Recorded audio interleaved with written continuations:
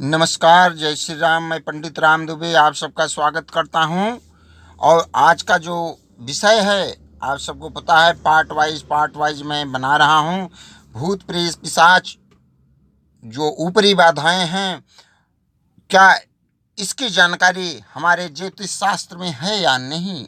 ज्योतिष क्या कहता है इस विषय पे, और किन किन ग्रहों से या किन घरों से या किन राशियों से कैसे मेल करके बनाया जाता है, क्या कैसे बनता है यह योग, उस विषय को लेके आया हूं।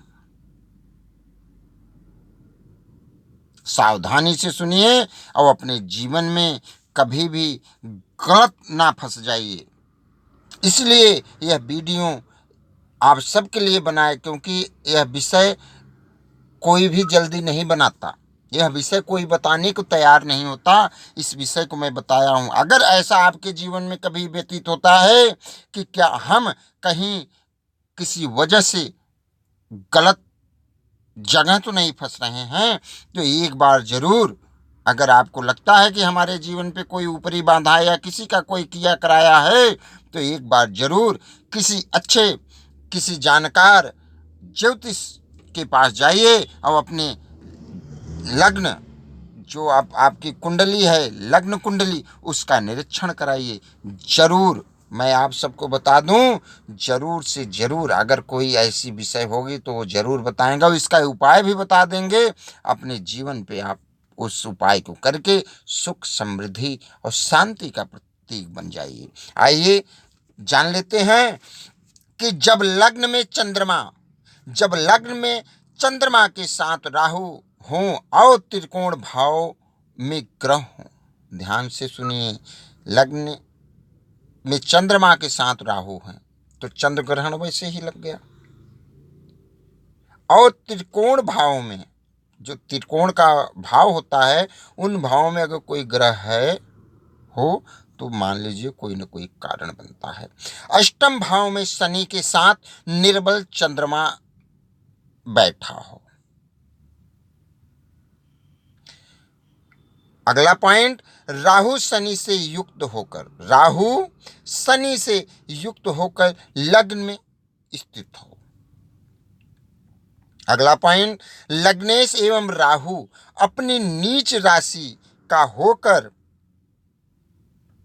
अष्टम भाव का अष्टमेश से संबंध रखे।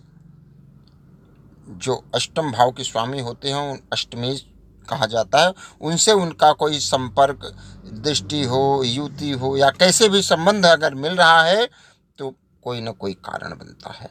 अगला पॉइंट आइए बताते हैं कि राहु नीच राशि का होकर अष्टम भाव में हो तथा लग्नेश शनि के साथ द्वादश भाव में हो तो बहुत ही बड़ा प्रचंड, मान लीजिए, पिशाच बाधा है।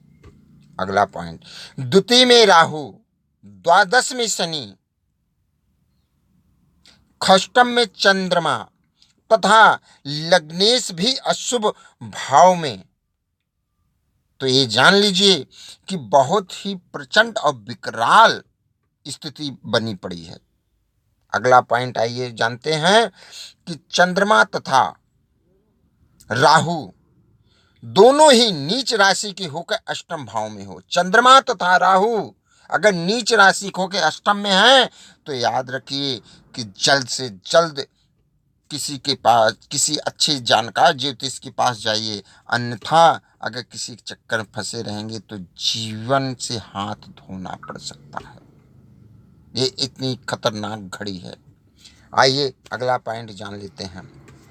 चतुर्थ भाव में उच्च का राहु हो, चतुर्थ भाव में उच्च का राहु हो, वक्री मंगल द्वादश भाव में है, 12वें भाव में वक्री मंगल हो तथा अमावस्या तिथि का जन्म हुआ हो,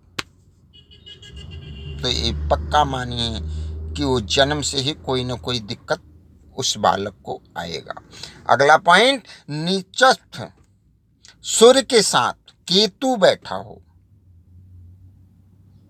उस राशि पर शनि की दृष्टि हो, जहां भी ये दोनों बैठे हों, और उस पे या जिनकी राशि में बैठे हों, उस पे अगर शनि की दृष्टि हो, जहाँ पे बैठेंगे वो तो पक्का है राशि बन गई, तो वहाँ पे अगर शनि की दृष्टि हो तथा लग्नेश भी नीच राशि का हो, तो समझ जाइए प्रचंड से प्रचंड प्रॉब्लम खड़ी हो गई है।